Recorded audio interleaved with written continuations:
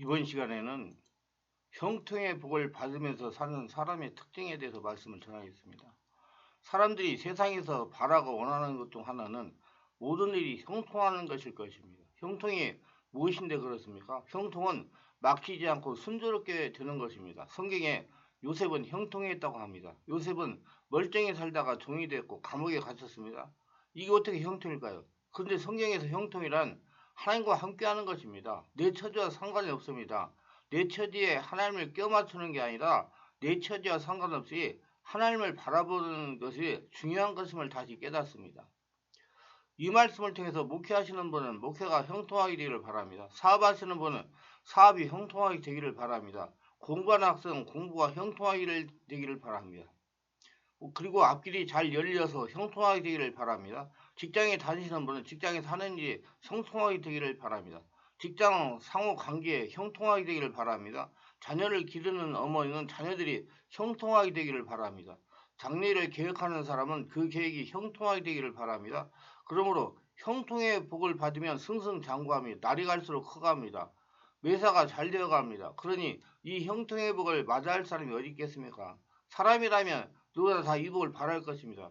성경에 보면 이런 형통의 복을 누렸던 인물들이 많이 있습니다. 대표적인 사람으로서는 먼저 요셉을 들 수 있습니다.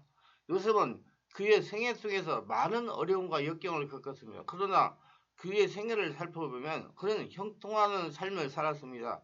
그는 노예로 팔려갔다가 나중에는 애굽의 총리 대신이 되었습니다. 또 다른 사람으로서는 여호수아가 있습니다. 그 위대한 지도자 모세가 죽자 여호수아가 그의 뒤를 이어 지도자가 되었습니다. 처음에 그는 어떻게 이 많은 이스라엘 백성들을 지도해야 할지 몰라서 두려워했습니다. 그러나 하는 일마다 성공하여 마침내 가나안 땅을 정복했습니다. 그리고 또 다른 사람으로서는 다니엘이 있습니다. 다니엘은 이스라엘 멸망 후 적국으로 포로로 잡혀갔습니다. 그러나 그곳에 형통하는 삶을 살아 높은 관직에 올랐습니다. 전쟁포로 잡혀가는 그랬지만 그는 그 나라에 다스리는 사람이 되었습니다. 이외에도 모세, 다윗, 솔로몬, 히스기야 등 수많은 사람들이 이 형통의 복을 누리고 살았습니다. 현 시대에 와서 제가 형통의 복을 받았다는 것을 체험하고 살아가고 있습니다. 이와 같이 형통의 복을 받으면 성공적인 삶을 살 수 있는데 그러면 어떻게 해야 이 복을 받을 수 있겠습니까? 무엇보다도 하나님 마음에 합한 자가 되어야 됩니다. 많은 유익이 있으시길 바랍니다. 우리들이 하나님께 형통의 축복을 받으려면 소유의 개념을 바르게 됩니다. 하나님은 무엇보다도 소유의 개념을 분명하게 하십니다. 우리가 가지고 있고 받은 것이 모두 하나님으로부터 온 것입니다. 우리의 재물, 재능 모두가 다 하나님께로부터 옵니다. 이유는 예수님 믿고 죽고 예수님이 태어나 성령의 지배 인도를 받으며 예수님의 인생을 살고 있으니 모든 소유는 자기 것이 아니고 하나님의 것입니다. 우리가 헌금하고 남에게 베푸는 것도 모두 하나님부터 받은 것 중에서 내는 것입니다. 우리의 것이라고 주장할 것이 아무도 없습니다. 다윗왕은 이렇게 말했습니다. 여호와여 광대하심과 권능과 영광과 이김과 위엄이 다 주께 속하여 싸우니 천지에 있는 것이 다 주의 것이로소이다. 나와 나의 백성이 무엇을 간데 이처럼 즐거운 마음으로 들을 힘이 있었나이까. 모든 것이 주께로 말미암아 싸우니 우리가 주의 손에서 받은 것으로 주께 드렸을 뿐이다. 역대상 29장 11절 14절 그렇습니다. 우리 가진 모든 것이 하나님 것입니다. 우리 항상 이런 소유의 개념을 바르게 깨닫고 있어야 됩니다. 그래야 만사가 형통해지는 것입니다. 누가 주인이 되니까? 하나님이 주인이 되니까. 우리가 하나님의 전에 헌금하는 것은 하나님의 은혜로 받은 것을 다시 하나님께 돌려드리는 것입니다. 우리 하나님의 소유를 나눠주는 통로에 불과하다는 걸 알고 하나님에게 모든 영광을 돌려야 됩니다. 절대로 하나님의 것을 자기 것으로 삼지 말아야 됩니다. 여호수아 7장에 보면 아간이라는 사람이 나옵니다. 아간은 여리고성을 점령할 때 하나님의 것을 도둑질했습니다. 여리고성 전투에서 실패한 여호수아가 기도하니 하나님의 것을 도둑질했다고 하십니다. 하나님 앞에서 제비를 뽑으니까 아간이 뽑혔습니다. 아간이 하는 말입니다. 내가 노력한 물건 중에 시날산의 아름다운 외투 한 벌과 은 200세겔과 그 무게가 50세겔 되는 금덩이 하나를 보고 탐내어 가졌나이다. 보소서 이제 그 물건들을 내 장막 가운데 땅속에 감추었는데 혹 은은 그 밑에 있나이다. 여호수아 7장 21절. 여호수아가 이스라엘 모든 사람과 더불어 세라의 아들 야갈을 잡고 그 은과 그 외투와 그 금덩이와 그의 아들들과 그의 딸들과 그의 소유들과 그 소들과 그의 나귀들과 그 양들과 그의 장막과 그에게 속한 모든 걸 이끌고 악을 골짜기로 가서 여호수아가 이르되 내가 어찌하여 우리를 괴롭게 하였느냐 여호와께서 오늘 너를 괴롭게 하시라 하니 온 이스라엘이 그를 돌려치고 물건들도 돌려치고 불사르고 그 위에 돌무더기를 크게 쌓았더니 오늘날까지 있더라. 여호와께서 그의 맹렬한 진노를 그치시니 그러므로 그곳 이름을 오늘까지 악을 골짜기라 부르더라. 여호수아서 7장 24, 26절. 이렇게 하나님의 소유를 분명하게 하시는 하나님입니다. 여러분 하나님의 소유를 분명하게 하시기를 바라고 그래야 만사가 형통합니다. 이제 우리가 알곡을 추수하게 될 때 반드시 하나님 몫인 11조를 구별하여 드려야 되는 것입니다. 말라기 3장 10절로 12절 만군의 여호와가 이르노라 너희의 온전한 11조를 창고에 들여 나의 집에 양식 있게 하고 그것으로 나를 시험하여 내가 하늘문을 열고 너희에게 복을 쌓을 곳이 없도록 붙지 아니하나 보라. 만군의 여호와가 이르노라 내가 너희를 위하여 황성을 금하여 너희 토지 소산을 멸하지 않게 하며 너희 밭에 포도나무 가질로 기한전에 떨어지지 않게 하리니 너희 땅에 아름다워짐으로 열방이 너희를 복되다 하리라. 만군의 여호와의 말이니라. 내가 11조를 드리는 것은요 하나님이 역사하여 주셨음을 선포하는 것입니다. 모든 소유가 하나님 것이라는 것을 인정하는 것입니다. 하나님께서 역사하셔서 은혜와 사랑과 축복으로 번창케 해주셨다는 걸 선포하는 겁니다. 그렇기 때문에 여러분 삶이 만사가 형통할 수가 있는 것이다. 누가 주인 되니까? 하나님이 주인 되니까. 마귀가 건들지를 못하니까. 그리고 그 11조를 드림으로 하나님을 공경하고 겸한 마음으로 선포하는 것입니다. 교만하고 오만해서 내 힘으로 내 지혜로 내 수단과 방법으로 살았다고 하는 이런 것이 아니라 겸하게 하나님께서 복 주신 것을 감사하는 태도를 드리는 것입니다. 그리고 11조를 드림으로 하나님의 것을 도둑질하는 것을 고백하게 되는 것입니다. 록펠러는 미국에서 거대한 부자였습니다. 그는 빈농으로 아들로 태어나가지고 6살부터 어머니께 받은 20센트에서 11조를 시작하여 그 나이 92세에 세상 뜰 때까지 그는 온전한 11조를 드렸습니다. 어머니께 받은 신앙의 유산이 위대하여 사업의 모든 비전을 기도 중에 받았고 11조로 그 은혜를 보답하여 그래서 나는 이렇게 큰 부자가 거부가 되었다. 감사를 모르는 사람은 부자가 될 수 없다고 그는 이렇게 말했습니다. 미국의 하이 디라라는 유명한 부자는 한때 사업을 실패해가지고 전 재산을 다 날리고 빈손 들게 되었어요. 근데 다시 사업을 이루기 위해서 10만 달러 빚을 내서 빚 중에 11조에 10,000달러를 함께 들였습니다. 회사 직원들이 위선적인 사람, 기업의 윤리에 맞지 않는 엉터리 같은 사람이 욕을 했습니다. 그는 사업이 잘 될 때 하나님 것을 무수히 도둑질해서 이렇게 망했다. 이젠 회개하고 하나님 것을 부태를 얻어서라도 그 중에 12조는 하나님께 상환한다. 그런데 하나님께서 그를 축복해 주셔가지고 다시 사업에 대성공해서 철저하게 헌금과 구제로 만료를 보람있게 보낸 유명한 사람입니다.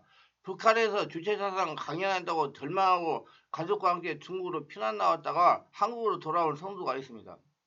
남편은 한국에 돌아왔다가 뇌암으로 세상을 뜨고 그 부인이 자녀들과 함께 객지에서 가든 고생을 했으나 교회에 나와서 예수를 믿게 되고 그리고 정착금을 주는 그것에서 11조를 하나님께 드리고 난 다음에 마음의 평안을 얻고 열심히 기도하고 열심히 일하는 보람이 있어 이제 생활에 안정을 했고 마음에 큰 기쁨으로 생활할 수 있게 되었다는 간증을 하는 것을 제가 들어봤습니다.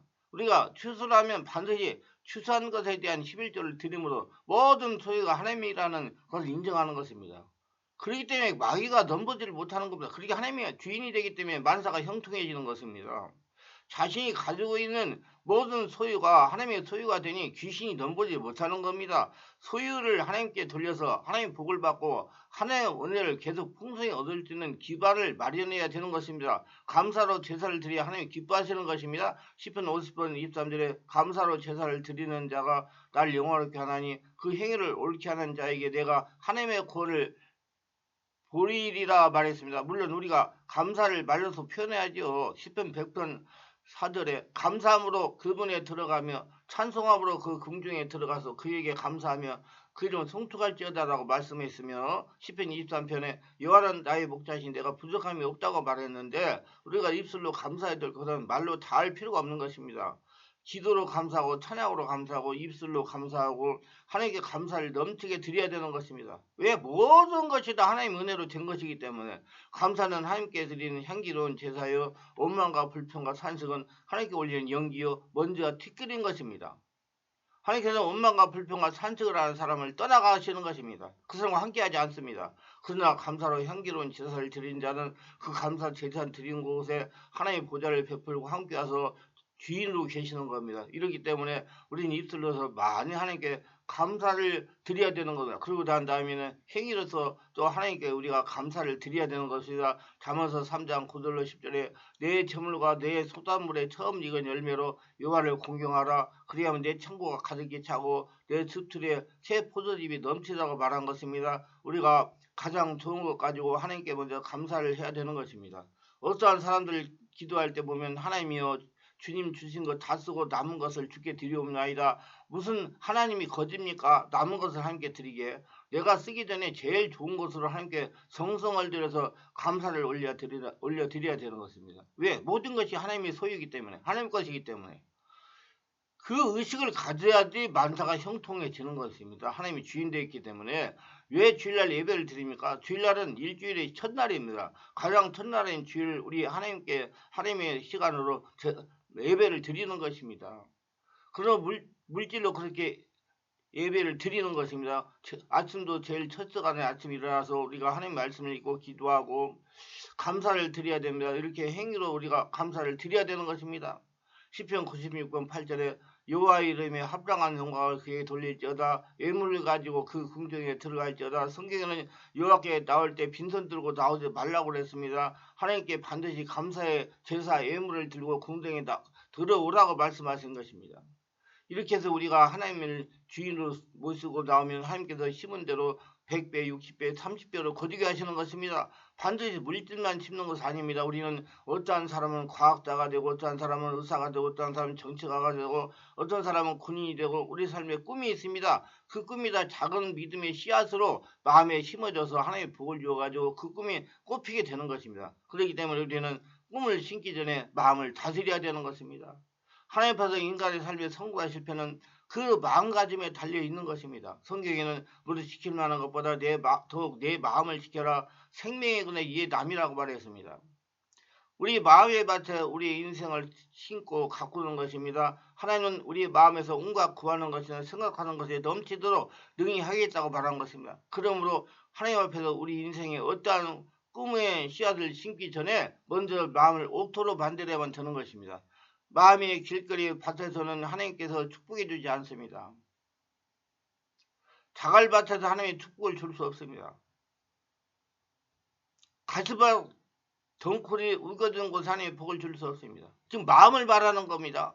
그래서 제가 막 눈이 앞에 많이 있어 독소를 뽑아내라, 독소를 정리하라, 성령으로 독소를 정리하라. 그래서 옥토가 되게 하라. 그래야지 건강도 되고 하나님께 영광도 되고 성령이 충만함을 받을 수가 있다. 무관심의 그 길거리 밭을 파헤쳐내고 얕은 자갈 같은 불신앙의 마음을 파헤쳐내고 모든 욕심과 탐심을 밀어내고 우리 마음이 옥토가 되어야 되는 것입니다. 이건 모두가 다 말씀과 성령으로 되는 것입니다. 마음을 다하고 뜻을 다하고 정성을 다하여 주님을 주인으로 섬기는 옥토가 된 그곳에 우리가 씨앗을 꼭 가꿔야 되는 것입니다. 우리 인생의 씨앗을 가꾸는 데는 언제나 우리의 물질을 줘야 되고 성령이 충만한 생수의 줘야 되고 우리의 마음속에 햇빛을 줘야 되는 것입니다. 우리 마음에 성령의 역사가 일어나야 되는 것입니다. 부정과 낙성과 좌절의 고슴을 제끼고 긍정적이고 적극적이고 창조적인 아름다운 그런 마음을 가져야 되고 그리고 또 우리의 삶 속에 말씀을 늘 먹음으로 영양분을 공급하고 또 병충해가 밀어내기 위해서 부정적인 원수 귀신을 언제나 예수 이름으로 성령의 역사로 쫓아내야 되는 겁니다. 이렇게 해서 가꾸고 나면 우리가 거두게 되지요. 왜? 온몸이 하늘나라 성전이 됐기 때문에 온몸이 하늘나라 성전 하나님의 주인이 됐기 때문에 그래서 마귀가 넘보지 못하고 마귀가 나를 건드리지 못하고 마귀가 나를 해코지 못하기 때문에 온전히 하늘나라 성전이 됐기 때문에 만사가 형통하게 되는 것입니다. 여러분 하늘나라가 되어야 만사가 형통하게 되는 것입니다. 그 소유 개념을 확실히 하시고 자기 자신 온몸에 하늘나라가 되도록 말씀과 성령으로 자꾸 몸 안에 독소들을 제거하시기를 바랍니다.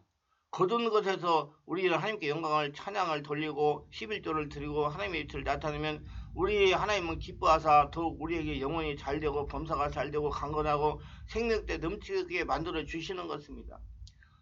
이 수가 사라지기 전에는 심고 거두는 것과 봄과 여름과 가을과 겨울이 계속할 것이라고 주님께서 말씀하셨습니다. 이러므로 우리는 매일매일 심습니다. 그리고 우리는 매일매일 과거에 심은 것을 거두는 것입니다. 성경은 말합니다. 하나님은 마음으로 여기지 말라. 사람이 무엇 심더니 그대로 거두리라. 생각으로 심고 말로 심고 행동으로 심습니다. 오늘 심은 것을 내일 거두고 어제 심은 것을 오늘 거둡니다. 이 세상에 위험이 되는 일은 아무것도 없습니다. 내가 심은 것을 거두는 것입니다. 잘 심으면 좋은 것을 거두고 잘못 심으면 악한 것을 거두는 것입니다. 아무도 원망할 수가 없는 것입니다. 그러므로 우리는 주님 앞에 착한 마음 좋은 씨앗을 심고 갖고 와서 참으로 생명으로 넘치게 하는 축복을 거두어야 될 것입니다. 인생을 살면서 가장 위대한 씨앗은 우리 주님 예수 그리스도의 생명의 씨앗입니다. 예수님은 우리에게 영생의 씨앗이 되는 것입니다. 우리 마음속에 예수 그리스도를 주인으로 심으면 그 속에서 영생의 열매를 거두게 되는 것입니다. 그래서 형통이 되는 것입니다.